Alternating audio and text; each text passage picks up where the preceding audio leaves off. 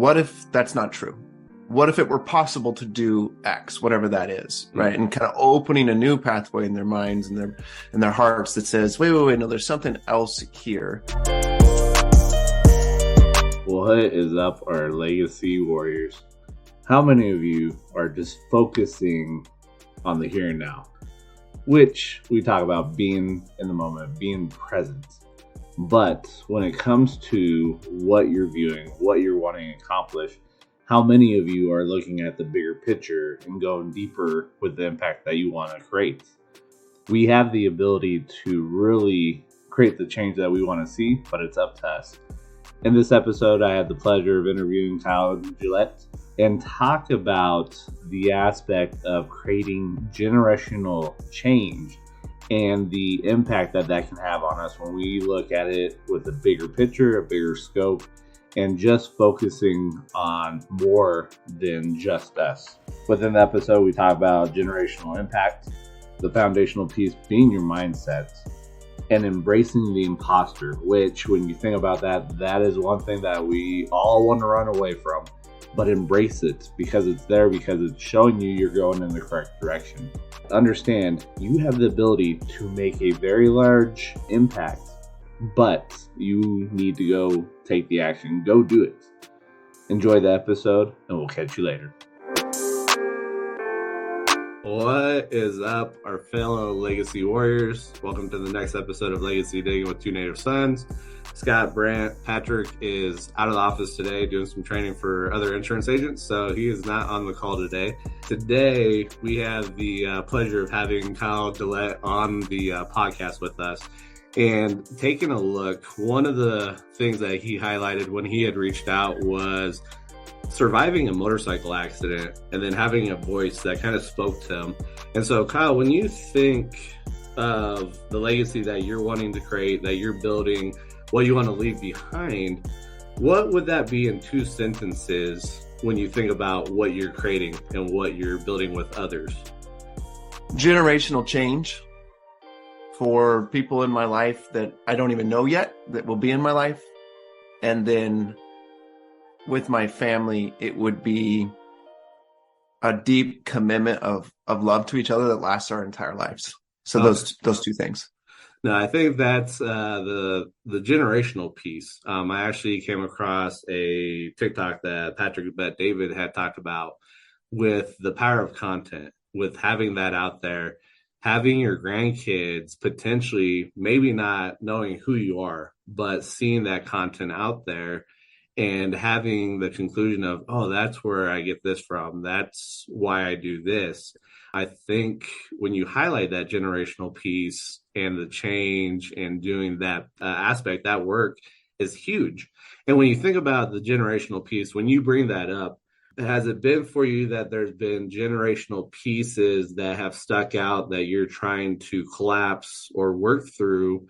And then when you work with individuals with what you do, is it sticking points? Because I know you highlight the mindset, and the mindset is the starting point for anything, but a lot of people kind of forego that.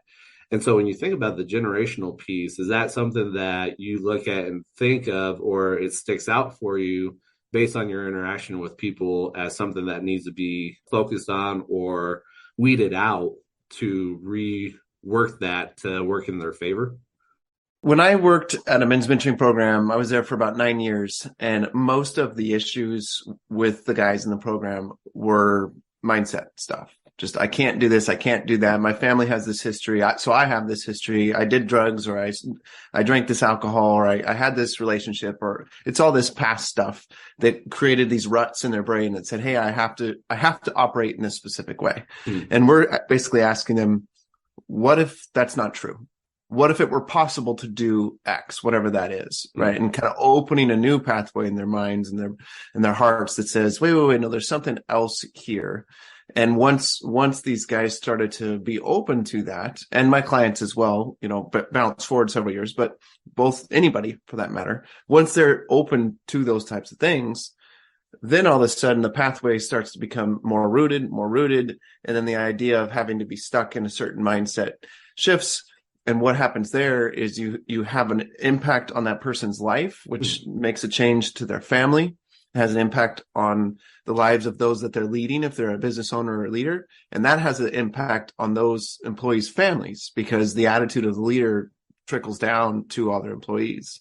And so for me, helping people understand their mindsets and their habits shifts those things in their lives and ultimately makes a big generational change. And I could tell you about my vision and where it came from later in the episode, but it's rooted in that idea, because if that changes 3 years from now, or not three generations from now, great grandkids are going to be different. And that to me is the impact that I want to have on the world, and of course my family too.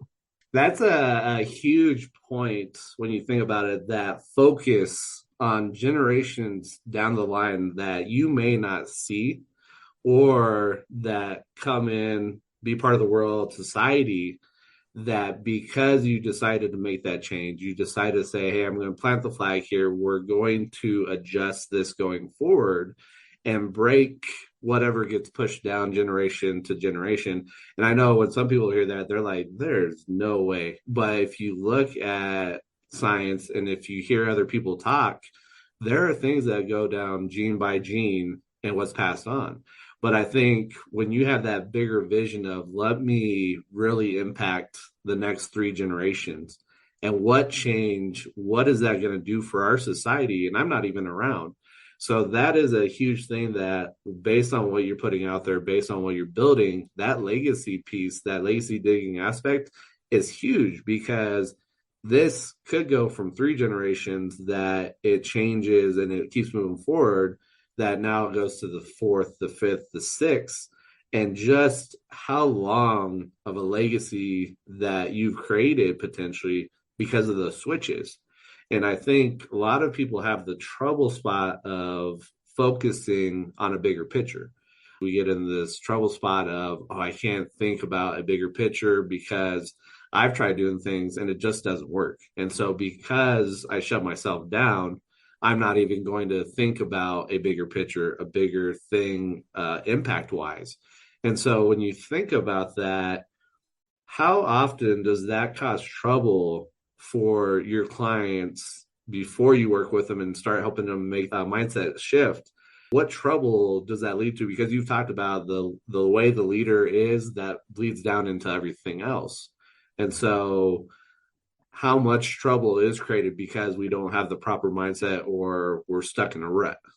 People come to me for trying to be productive, trying to grow their business, to be more profitable, to hire people. There's a lot of different reasons that people come to me. But once I dive into a discovery conversation with them, almost every single time it boils down to they want more accountability. And that's one of the 4 pillars that I've created in my framework of helping people.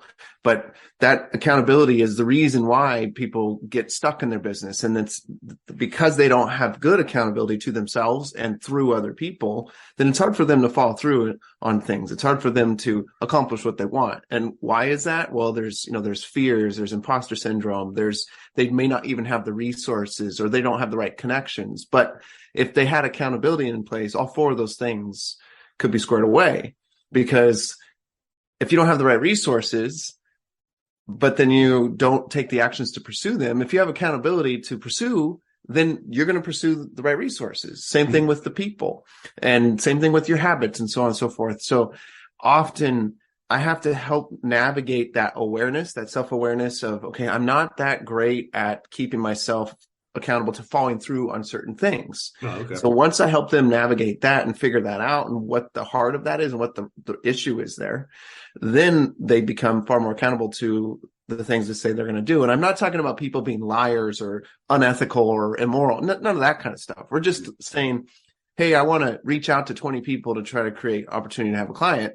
And then they don't never do it, or they're going to build a new system or whatever it is. Well, we figure out the route to that. Then we create that accountability to help them follow through. When they have that mindset, it locks it. I describe it like a leadership house, and it makes sure that the nails stay together, hold that leadership house together. And then once you get past that point, now we can get into growth and empowering other people. The imposter syndrome is one of those biggest things that a lot of business owners, individuals in general in life end up getting stuck with.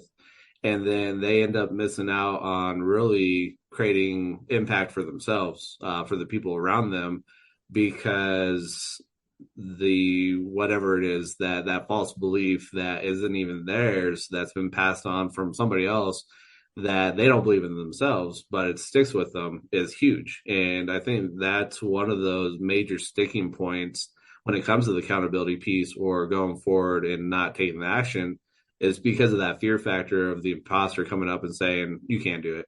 Or why would I want to do this? Or why would somebody want to listen to me?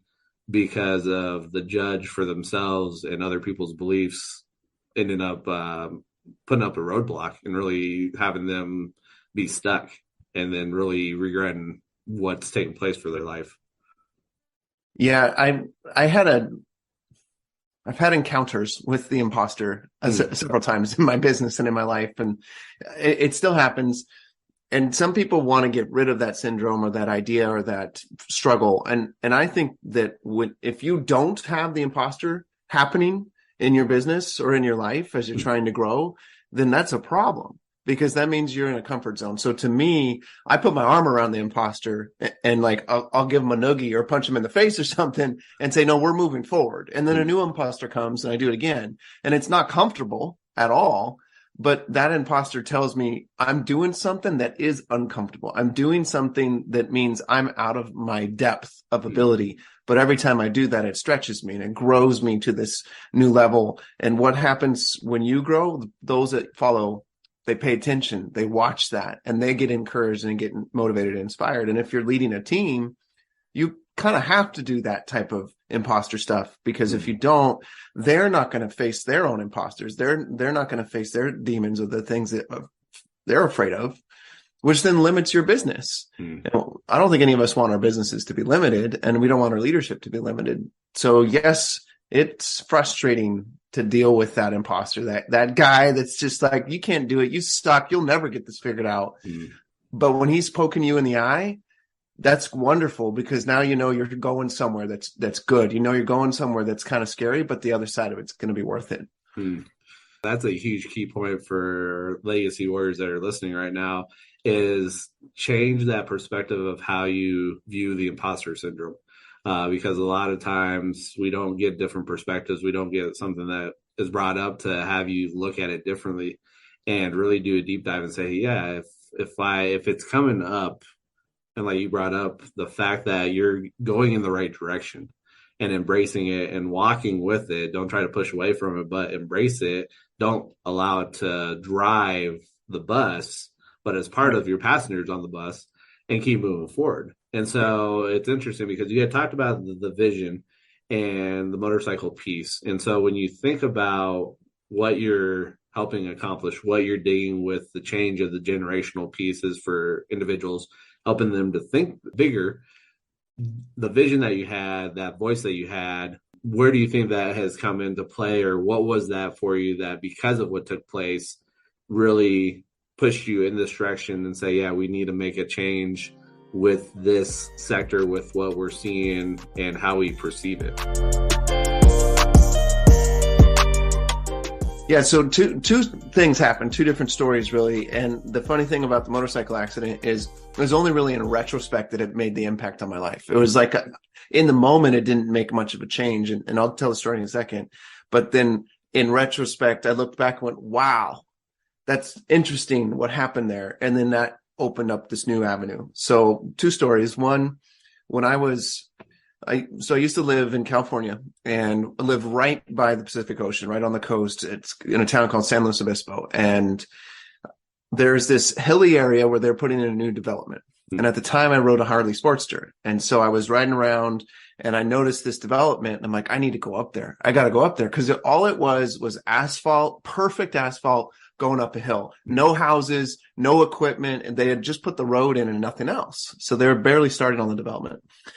And the next morning I went up there and I rode out there. It's somewhat foggy and I'm going through the curves, just fantastic, going faster than I should, of course. And I get to the top at this big cul-de-sac at the top, and I've got this beautiful view of, as far as you can see, of the Pacific Ocean, right? Just gorgeous. And I'm chilling there going, wow, this is the spot. And then eventually I need to hop back on the bike. So I do. And I didn't remember the road very well. I thought I remembered it correctly, but I didn't. And I remember I was going 50 miles an hour, it's a residential area, right? So that's really fast. There's no houses, but the streets are for residential. So I'm going along, and what I thought was just a straight hill that I could go up and the hill would slow me down, and then I would go down it, actually was a curved hill. So as I'm going up this hill at 50 and I notice it curves, I'm going way too fast to make that turn. And I hit, there's curbs, you know, how all sidewalks have curbs. So they had a curb, and I hit that curb, and the area was this kind of pasture land with barbed wire fences because it was for cattle. And I slammed to the curb, and then I went flying through the air about 30 feet, and then landed with my legs wrapped up into the barbed wire fence and slammed my head on the ground, and it knocked me out. When I woke up, the motor of the motorcycle was no more than like 15 inches from my head. And somehow, for some reason, the motorcycle stopped, even though it weighs over 600 pounds, and didn't basically kill me, or at least, you know, crack my head open or something terrible. So I woke up with my head looking at the motor, with my legs tangled in the barbed wire, and just in shock at how in the world I got there. Because I don't know when I got knocked out, but I lost some of what happened. And then eventually I untangled my legs and sat up, and I wanted to go to sleep because I had a pretty bad concussion. But I survived it, and I just have scars on my shins from it. And that's about it. I was really fortunate as a result of that accident. But you fast forward, let's call it 10 years, probably 10 years. Fast forward 10 years, and I'm laying in bed at night. And my wife at the time was a nurse. She's still my wife, but she's not a nurse anymore. Anyway, she's at work. And so I'm alone. And I wake up and I hear a voice that says self-awareness. It's what I hear, something, or I sense it, not sure.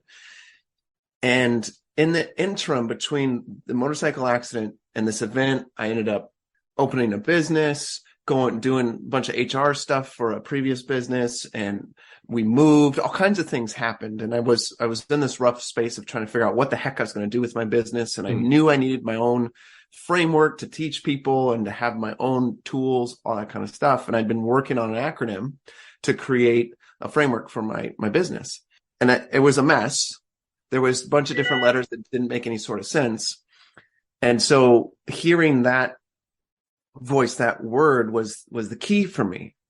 So I woke up, heard that, and I jumped out of bed and ran into the kitchen. So I'm sitting at the kitchen table in my boxers, and that's it, shivering because it's the middle of the night, freezing cold, from 3 to 7 a.m. I'm just typing down everything that comes out of my head. Well, what ultimately came out was this acronym and this metaphor. And so the metaphor is, we are sage leaders, and great leaders are sage leaders. And what does that look like? If you think of your leadership like a leadership house, self-awareness is the foundation to that leadership house. If you don't have self-awareness as a leader, then you're not going to be able to get anywhere, right? Then accountability is the nails that holds that leadership house together. Then growth is the walls and the roof. Growth is where you make your adjustments. And sometimes you put a second story on your leadership because you're growing so much as a leader and you're impacting so many people. Other times you're just moving furniture within that house or moving a wall and doing some remodeling here and there because you're changing as a leader. Then empowerment is the windows and doors. And that's the idea where people can see into your leadership and they want to partake in it and they want to be a part of it. And they knock on that door and they come in, and you as a leader, you empower them to accomplish the things that they need to accomplish and help them become the best leader that they can be. So that's all that eventually came together as a result of that realization in the middle of the night, that word that came to me in the middle of the night. Back to the motorcycle story. After that all came to me and I reflected on what that meant, what that acronym means and what it means for leadership, I realized that I'm alive still so that I can teach this, so that other people can become that type of leader. I call them a blue shirt leader now. They can become a blue shirt leader by embracing self-awareness, by becoming accountable, by growing, having a growth mindset, empowering other people. And that's that legacy. That's that generational change and impact that I want to have on other people. That new tool, that new resource, or that framework exists in my life because I'm alive still, and I have much more to give. But I should have died that day. And I actually had 2 other instances where I almost drowned. So I should be dead for a few reasons, but I'm not, because I have this much bigger thing that I'm supposed to be doing in my life. It's unique because you had talked about the retrospect piece, going back and looking and doing that deep dive. And I think that's where a lot of people will get in trouble, because they don't go back and look through the mess because they haven't done the work. And so when you can't go back through the mess and find those things that are there for you to learn from and bring forward, you're missing out on a huge opportunity. But it does go into the play of the individual having that self-awareness to be able to go back and go through the garbage without getting triggered, because that's where a lot of people have the trouble spot is, let me go back, but then something triggers them and then they're missing out. And so it is a powerful thing with the self-awareness, because if you're aware of who you are as an individual, it allows you to make better decisions. It allows you to have that proper impact on people, because if you're trying to fulfill a role that isn't for you, you're not going to properly impact people. And that's where a lot of these individuals are, oh, this is what I should be doing, or this is who I am, but it's not truly who I am because other people have told me this is who I am, and we haven't gone and done the work. And so I think with the framework that you talk about, building that house, it does allow individuals really to tap in and say, okay, who am I truly? Which is a huge step that needs to take place, because if you're in proper alignment with you as an individual, it's going to be a lot smoother and a lot easier to work with individuals and to make that proper impact, because each of us are here for a reason. We all are here to do what we need to, but if you don't do the self-awareness, you're not going to be able to fulfill whatever that is for you. So I think that's a huge thing. And that's where individuals, another piece to take away is go and do that work, go back through the garbage and find those lessons, find what it is for you, and then bring that forward and start moving with whatever that is for you as yourself, as your individual. Yeah, and I have a couple of suggestions on how to do that. And one of them most people have heard of, and that is journal. Take the time to take the thoughts that are in your head and dump them out. There is evidence all over the place when you do some research on it that journaling is extremely effective, especially for people that one of their main things that they do in their job is think. So journaling allows that jumbled mess to get out of your head. Right now, I have a client that's looking to grow his business, put in 6 units behind his house. He's looking to hire on a new business partner. There's a lot going on, and he's actually in the middle of a rough relational situation, let's call it. So he's jumbled. And we're having this conversation, and I asked him, "Are you journaling?" And he says, "Well, I have in the past, blah, blah, blah." And the answer is no, he's not. But what happens is when you write down your thoughts, you take that thought, and it's like you're putting it down and letting it go. And then you get to look at it from a third person's perspective. It's like you get to be that third person in the scenario, and you get to kind of coach yourself. And so dumping it out on paper is super powerful. And that's present day stuff, right? Then you have the past stuff, and the past stuff needs to get out too. And we're not talking therapy here, but in a way we kind of are, like doing therapy on ourselves. And what does that look like? I talked to this guy on my podcast, and he gave this really good tip. He has the people that he works with write down their stories. Now, the way he does it is really simple and really powerful. He has them write down every story that they can think of that matters, like those big stories in our lives, the big impacts, good or bad. And he has them write them down in 5 words. And it seems impossible, but you're basically creating this title for a story that you really already know. So, for example, last year I bought an F-150 that was a lemon. It was a terrible truck. And I got duped, and I'm the idiot. It's my fault, but I still got duped, and the dude was an a-hole that sold it to me. But so in my 5-word story journal, which is something I do once a month, it says, bought a lemon truck. I know exactly what that means. And I know what it means to me and the impact it had on my life. So I can look back at these stories of my history and be encouraged by them, whether they're good or bad, it doesn't matter. I'm still going to be encouraged by them because they're lessons that I learned. And then the third way for more self-awareness. So the past is 5-word stories. The present is just journal it out, just dump it out and let it go. And then the third is to create that compelling future. So Scott, when you think about your future, your goals, whether it's with this podcast or something else, what's a big goal that you have? Overall, with what we're building, we've talked about impacting 1 billion people. And when we bring that up, people are like, well, how are you going to track that? I was like, it's the conversations that you have with people. It's with people being able to refer the help that you've been able to give them and help them out. And it's one of those things, sometimes you have such a large goal that tracking purposes sometimes is one of those things that you're like, I don't know how it's going to work. But having these large goals is necessary because these are things that you're like, this is super unattainable potentially. How am I going to push forward? How am I going to get that? So for what we're doing with our business, and the podcast is part of it, is to impact 1 billion people. And why do you want to do that? Because ultimately having that impact in the lives of others is going to have that chain reaction for them to go and inspire themselves to go make change in other people's lives. So I think it's just a chain reaction that by being a catalyst and starting that for somebody else, helping them to believe in themselves or extract what they really want to do in life is going to allow them to go make impacts in the lives of others. So it goes in regards to like what you're doing with that generational impact. I don't think we've ever looked at the picture of generational pieces. It's we want to impact 1 billion people. And it's because by making that change, helping be that spark for somebody and being part of their journey, but they go walk it, it's going to be the bigger impact of more chain reactions going forward with other people. Okay. So the beauty of a story like that is the more compelling you make it, the more emotion you have behind it, the more energy you have behind it, and you can project it forward. So what I mean by that is you take that story and you go, okay, what does it look like once we've gotten there? So we got there. And there's other ideas about, okay, so we got there. Now what's happening now that we've gotten there? So anyway, you think about what that looks like and you start writing that down, typing it out, writing it down.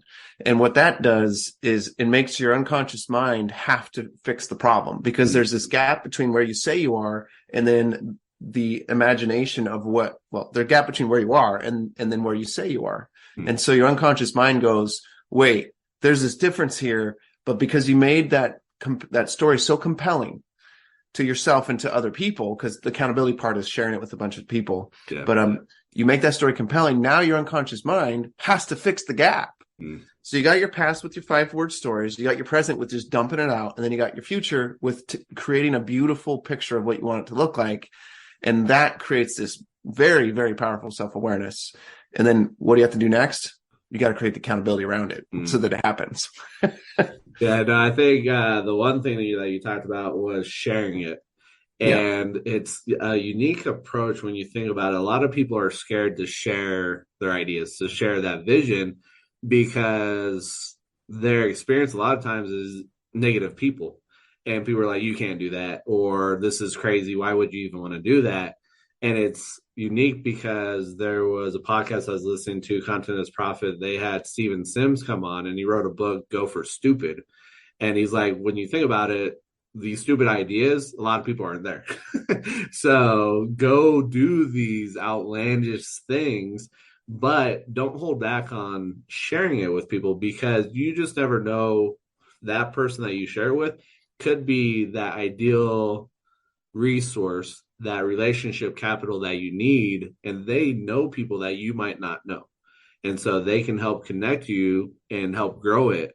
But if you hold yourself back because of the fear of what is somebody else going to say, I've already talked to people and they're telling me this is stupid, so I don't even want to share, you're missing out on the bigger impact. And so it is that piece of having the clarity, but a lot of people don't have the proper clarity to keep them moving forward, because even if you have people that are doubting or you have people that are haters, that clarity is going to keep driving you forward to that bigger vision.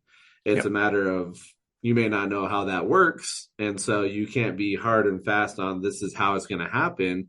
You've got to be open to say, okay, pivots are going to have to take place, movements here and there are going to have to take place. But I think that's a huge one that a lot of people miss out on because they're holding themselves back.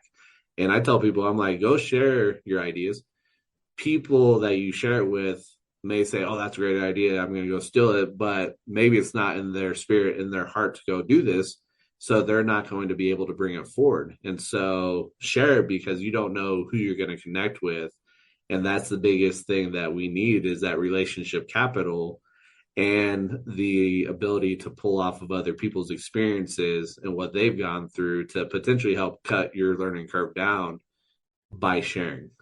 I totally agree. I have in my book, I published a book called Sage Leadership in October of last year. And in there, I talk about something called the Accountability PASS, PASS, and it's an acronym. And I'll just briefly describe the acronym, but there's kind of 4 layers to really good accountability. And this all moves towards sharing your story. This all moves towards telling people what you're up to and then creating those networking opportunities. So when I wrote that book, I wanted to do it, but I knew I needed some accountability to make that happen. So I applied the PASS to it. At the time, I already knew the PASS and it was something I had already created. But the first step is passive accountability. That's the P in PASS. And what is that? You tell as many freaking people as possible about what you want to try to accomplish. So your goal, you're telling as many people as you can about what you're trying to accomplish. My goal, I tell as many people as I can. Currently, my goal is to build this community of people on Facebook that's just this phenomenal community of business owners that are serving each other and helping each other networking, right? So I tell as many people as I can about that. What happens from that is some people, 10% is what I'm finding, actually care. That's about it. And that's okay. I'm okay with only 10% of the people that I share caring. But the bigger the goal, the more people you need to share it with. Yeah. Right? So far with this thing I'm doing with my Facebook group, I've shared it with 1,000 people. Right? So roughly 100 people are now part of the group. Well, that's a lot of effort, but that's okay because other people share and other people share and that's what happens. But that passive part is you're just telling the story. And as a result of saying, hey, I want to grow this group, other people were going to follow up with you. So some people say, hey, what's going on with that group? Or what's going on with your goal to reach all those people? And that keeps you a little bit accountable. But then from those people that you've connected with that actually demonstrate that they care and they follow up with you, now they're really engaged. So then we get to the A in the accountability PASS. And that's active accountability. So you connect with one of those people, maybe 2, but you connect with them and say, hey, Joe, would you be willing to meet with me and discuss the goals that you have and the goals that I have and keep each other accountable to making sure that they happen? And without fail, they say yes, because they're already engaged and if they're engaged in your goals, they're people that care about that kind of stuff and they put effort into it. So then you meet weekly and you have a conversation in person on the phone or on video, but never on a text or an email. That doesn't count. So that's your active accountability. And then you have structures. Well, structures is basically the measurement and the documentation of what you're trying to do. So for me, I know I've reached out to it's over 1,000 now, but I know I've reached out to over 1,000 because I'm literally documenting it on a Google Sheet. How I reached out to them, not who, because that's way too many people, but how I reached out to them and my numbers and what's working, what's not working. And I have the number of people I want to reach out into each social media channel and like that per week. So that's the structure that's in place to keep me accountable to what I'm trying to accomplish. Okay. And then finally, you have the self accountability. You, Scott, can't hold me accountable. I can't hold you accountable. You got to do it. If you say you're going to do something, you got to freaking do it. And I got to freaking do it. That's it. But all these other pieces serve as that check engine light in our vehicle. You know, we see that light and the guy riding shotgun with us goes, hey, Kyle, did you notice that your check engine light's on? Oh, yeah, you're right. I need to do something about that. And at some point, they'll keep pointing it out and then you take action, do something about it, and hopefully sooner rather than later. But ultimately, we need to make that commitment. And it's like jumping out of an airplane, right? True, full accountability is like jumping out of an airplane. What I mean by that is once you jump, you cannot climb back in. It's over. You're committed. There's no turning back. So for you, Scott, and for the listeners, whatever goal they have in mind, they're trying to accomplish, what is the decision that you need to make that makes it impossible for you to turn back? that is the key to making that accountability pass work perfectly synergistically together. And then you accomplish 95% of your goals. And I can talk about the studies that prove it, but I won't. But anyway, that's the pass, and it's beautiful, but it's hard. Yeah, no, I think it's just another tool. And when individuals are coming through, and I tell people, I'm like, as you're listening to an episode, as you're reading a book, whatever that may be, find one or two nuggets that you can take from whatever it is and start working and implementing it. And so I think by having that framework there, that may be something that somebody is looking for. And by sharing that, that does allow them, okay, let me go ahead and start working on the system piece that's going to allow me to move forward and keep myself accountable for whatever that is.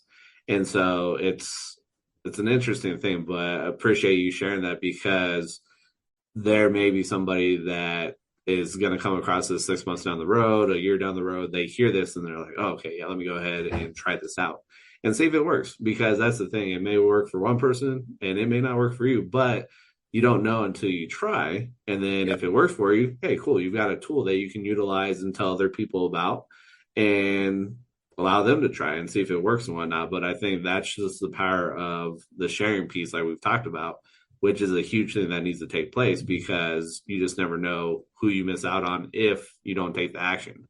Yeah. I mean, fundamentally, if you do this accountability approach, if you do the pass approach, it will work, period. Guaranteed. But you have to follow it.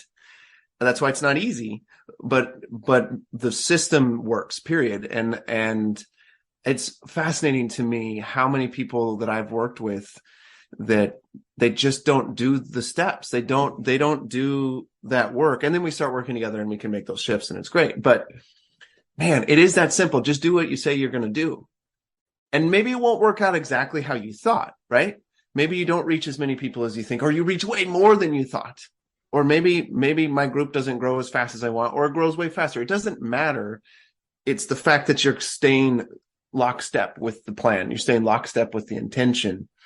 And as that morphs, you adapt, but it's, what's going on, especially when you do the structures part, because you're very aware of the numbers and exactly what's working, what's not working. And then that helps you to make adjustments.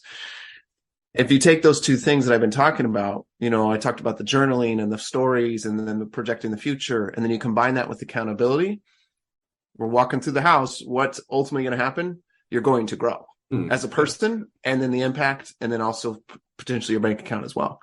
And I love it, right? Once you grow, what are you going to need to do now? Well, we got to empower other people to help you out, because you're not going to reach 1 billion people without having a bunch of other people to make it happen. So now you got to empower those other people. And so it all marries together in this beautiful way. And you get to this new level of empowerment, which means, I need to get more self-aware of who I am as a leader to be able to empower these people as best as I can, which means I need new accountability, which then means I'm growing more, which means I need to empower more. And it just cycles around in this beautiful dance of your life and your business and your leadership shifting. And it's wonderful. That is huge, because it's a growth piece. And so we're constantly growing.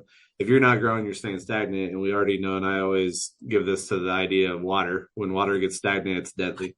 And so it's the same thing for you as a human. We're meant to grow. But sometimes we don't want to grow because it's uncomfortable. And so that's truly where life is at when you're taking that growth piece. But it's also understanding that once you get to this level, whatever that level is for you, you're going to have to level up to that next level, because what got you here is not going to be the same to get you here.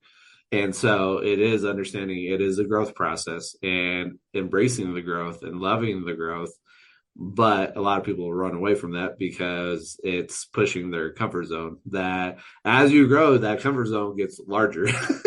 And so you got to keep pushing against it, because if not, you're going to stay stuck. And people don't want that. But other people also are like, I don't want to stay stuck, but I don't want to push past my comfort zone because it's scary. What's on that other side that I don't know and I don't see? And so it's just a vicious cycle. But until you truly are like, I'm sick and tired of this, it's time to grow, it's time to do what I need to, it's all on you. And so, but it's having that tribe, having that group, whatever it is. And so that is one of those things that for business owners, if they are looking for that piece, the group that you have on Facebook could be that ideal tribe that you're looking for. But understand you don't have just one tribe, you have multiple tribes. And so it is finding those people that will help you out. And that would be something that if somebody's looking to join the group to look for that tribe that they need, is it, I'm guessing it's a private group that you have on Facebook. And then there's, of course, the qualifier of, hey, this is what we're doing in this group. Do you agree? XYZ, whatever it is.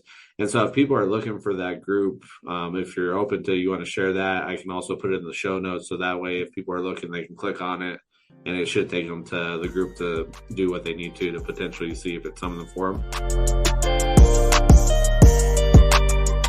Yeah. So the group is Blue Shirt Business Community. And we're a community of business owners, a lot of blue collar business owners, but also other business owners. And we collaborate on topics every week. So the way I have it set up is each week represents a specific topic. So next week, we're going to talk about values and what do values mean in your life? What do values mean as a leader? What do values mean in your business? And we're going to discuss the impact that has and how to create them if you don't have them, or how to solidify them so they're more like the roots of a tree, right? And then every week on Thursdays, we meet and have a meetup, a networking time, conversation time, kind of a brainstorming time together to talk about the topic. And then the next week, we go to the next topic. And over the course of time, we're growing and developing one another, not just ourselves, but one another, because your insight to me, Scott, is helpful for me. And hopefully my insight to you is helpful for you, and the same for the listeners. Hopefully they're getting some insights. And you put that all together every single week in discussion within the group, and then in discussion on an actual conversation in a Zoom. Man, you talk about really fast growth. Plus, it brings accountability and it brings the self-awareness. And for me, I'm trying to empower these people because every one of those conversations turns into an impact on those that they're leading, and obviously on them themselves, but also on those that they're leading. So now we're talking legacy and we're talking generational impact. So this community it's not for people that are just going to join and do nothing. I do not want people in the community that join and do nothing. I want people that join, they contribute, they share, they have insights, they have questions, because how else are you going to grow and learn? Observation doesn't work. Don't sit on the bench. Don't sit in the stands. That's even worse. And I think a lot of business owners sit in the stands and they wonder why the crap their business isn't growing. Well, dude, get in the game. Like, get on the field. Eventually, hopefully you can be a coach and you're on the sideline. So engagement. And that is what creates new awareness and empowerment. Just everything. It's one of those things that we talk about, that every conversation that we have with each guest, it's a unique thing just because of the nuggets, the things that are brought forward, and just a different perspective, which is necessary and it's needed, because you may hear something from somebody and it doesn't really stick, but then somebody brings up a topic that maybe has been hit on before, but it's shared in a different light, and then it clicks for them. Yeah. And so that's where, instead of going around and having a closed mind and say, oh, I've already heard this, XYZ, come with an open mind, because that open mind is going to allow you to find something that maybe you haven't realized yet. Subconsciously, it gets caught, and then you're like, oh, okay, that's what it is. But I think that's where a lot of people get into the trouble spot, is they're like, I've already heard something similar of this conversation, and I'm not going to listen. And so they cut themselves off, and then they miss out on that potential nugget, that puzzle piece that they've been searching for, because they close themselves off and having that closed mind, and it's not going to work. And so that's where we have to go through and have that open mind and just be receptive. And if it's advice that doesn't stick for you, then you're like, cool, all right, this isn't for me. But having that open mind opens up and say, all right, there is that piece that I've been searching for, but because I'm only one individual, I'm limited to my perspectives, my insight, my experiences. Now somebody has shared something differently that has opened up to unleash that puzzle piece that I need to go take that next step to whatever that is. Exactly. And it's worth the time. It's worth the time. And the key though is you can't be an observer. You have to take the actions. And I've found there is this big difference between the successful business owners and the unsuccessful. The unsuccessful ones, they don't take the actions. They don't have the network. They don't continue to learn. And then they stay on an island. They stay alone. The successful ones, they continue to learn, they take the actions, they network, and they're not alone. And they don't feel alone because they know they have other people that can support them. And as a business owner, it's very lonely, really, because who are you going to go to? Who are you going to turn to within your business? I mean, you might have a leadership team, but still, they don't have the same experience as you do because they're not owning the business. Yeah. And so when you have a community like the Blue Shirt Business community, you have a bunch of people that feel the way you feel about feeling alone or feeling frustrated about employees or whatever the heck it is, and can support you and encourage you. That was one of the big outcomes from yesterday's meetup. I asked everybody, what did you get from this? And that was one of the big insights was it's really nice to know that other people are struggling with this stuff, and I can share with them and learn and be able to confirm what I wanted to do. And that's a beautiful thing. And that moves people forward because it gives them the confidence to not feel like an imposter anymore. They're now self-aware of what the heck was really going on because other people are also dealing with it. They have the accountability because they said they were going to do something within the group, and then they go and do it. And what happens? They grow. And then what happens after that? They empower other people in the same way. It's the beauty of the flow of that framework. So I mean, that right there is a huge golden nugget that you can start taking action right away. So we'll extract that. Hopefully that's one. But as the Legacy Warriors are listening to this, find those golden nuggets. Find one or two in this episode. There's been quite a few here that's been dropped that you need to go extract and start putting the action towards it. But that's up to you to take that action. So I appreciate all that information, Kyle. When you look at life, and this is one that Patrick really loves because it is the piece that we understand with the power of gratitude. When you look at everything that's happened for you, where you're at, when it comes to the idea of gratitude, who are a couple individuals that maybe you haven't been able to share the gratitude with, or what have been some situations that you're grateful for that have happened for you? So individuals to situations that have taken place that you want to show gratitude to, what are those for you?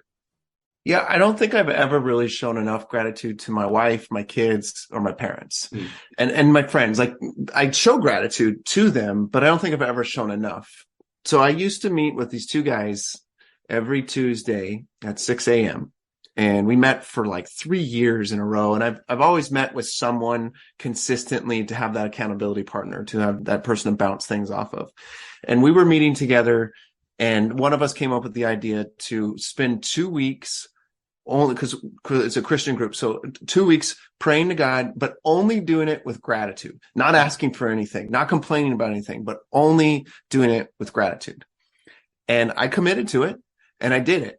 And over those 2 weeks, it was remarkable because, I pray quite a bit, but it's typically asking for things, right? I'll reflect a bit as well, especially since that time, but that 2 weeks changed my life. Because all I did was every situation that I wanted to pray about, or every situation that came to mind, I turned into a gratitude. And I didn't have the best 2 weeks of my life, those 2 weeks. I had some good stuff and some bad stuff. But I would notice a tree and I'd be like, man, I really appreciate that tree. And it sounds corny, but I would. I'd look out the window and be like, it's really cool that I have this view from my window. Or I'd be driving my car and be like, I'm glad my car works. And it just kept on going for 2 weeks. And that shifted my perspective big time. So for me, doing that experiment flipped the switch in my brain that hasn't been flipped off, and I won't be turned off either. And so I want to challenge your listeners to do that, whether they pray or not, to take the time to turn on that gratitude switch and only think in gratitude as you're reflecting on things in a week or praying on things. That's it. Try it. It will change your life. It's amazing. And that feeds right into the growth mindset ultimately. So. No, that's another key there, really, because even with a bad situation that may be taking place for you, the gratitude piece, because you are alive, and yeah, it sucks that it's a bad situation potentially, but there's a growth opportunity in that bad situation once you get to the point where you're like, okay, let me go back and look at it. So I think that's another huge key for people to tap into. And it can be a challenge because as humans, a lot of times our minds want to go to the negative for whatever reason. And so this can really adjust things for people and whatnot to implement a key that's necessary, that's needed. So appreciate that insight and that share there. So for individuals that are looking to connect with you, is there one route that is the ideal connection piece to reach out and connect with you to start building a relationship, or seeing if this is a route to take for them as an individual? What is that for you, for them to connect with you? Yeah, I would say the best way would be to check out the Blue Shirt Business Community. Okay. Go on to Facebook, type in Blue Shirt Business Community. It'll come up. The URL is a little different, so you can post that in the notes, but look that up. And just when you go to join, just type that you heard me on the show, and I'll reach out. Every person that joins, I reach out to them. I create a video to welcome them to it, a personal. It's not some generic video. It's me talking to them personally, and then I encourage them to participate. And I give them some resources as well. So you get a bunch of free stuff if you join that community, insights and resources and everything. And then if there's something beyond that, if they want to work with me directly, then we can connect through the messaging and all that kind of stuff. But, people want to test things out. People want to try things out first before they commit. And the group is a great way to do that. It's really easy to join. And if you don't like it, you can leave, but you'll stay. Awesome. And I think that's a big thing, that connection piece, that tribe piece. And so finding what that is for them. But like you said, test it. If it works, it works. If not, cool, you've tested it. But you have a tribe that you can start building around. And really, like you talked about, business owners that are going through the same thing as you. It may be a little bit different, but people that are experiencing the struggle and just having that community that you can connect with. So I think that's one of those things that people really need to tap into and find that ideal community and whatnot. So for the ending piece here, Kyle, is there anything that maybe came up or really resonated with you, or something that you want to leave the audience before signing off? Sure. Yeah, I wrote it down right in the middle of our conversation. There's two things. They're very different. They're kind of like flip side of a coin. The first is do something scary every day. That scary thing might be to pay someone a compliment, right? Or it could be to pick up the phone and talk to someone you haven't talked to in a long time. Or it could be to reach out to a customer, whatever. Do something scary every day. It doesn't have to be huge, but something. And then the second thing is, this really, I'm speaking to myself, maybe more than anybody else right now, but in today's world, we have phones, we have Netflix and Hulu and all these things. We have sports. We have, if you have kids, you've got kids. If you've got a spouse, you've got a spouse. You've got all this stuff happening. Be still. Do nothing. Literally nothing. Don't get your phone out and do nothing. That's not doing nothing. Just sit. Yesterday, between calls, right before the meetup in the community, I sat in this chair, angled this direction, looked out my window, and I sat here for 4 minutes doing nothing. I just sat and did nothing. And there's something really powerful about doing nothing. So find a sweet spot in your house or your life or your car where you just sit and do nothing. And that does something really good for your brain. So those two things, do something scary and do nothing. Yeah, two opposite ends of the stream, but it's something that's powerful there. So appreciate that, Kyle. Appreciate your time coming on, sharing the wisdom, the nuggets. And for our legacy warriors, if you enjoyed this episode, or if there's things that have stuck out, share this with other people that could really come from taking things away from this episode that they need. So if it resonates with you, share it, clip it, do whatever you can. There's a couple different ways you can do that, but really get this message out there and understand the impact that you can create by sharing a message that can resonate with somebody else. But other than that, Legacy Warriors, appreciate allowing us to be on your journey to walk with you, but this is your journey to walk. So we are here to help you extract that legacy through different stories. Other than that, we'll catch you later.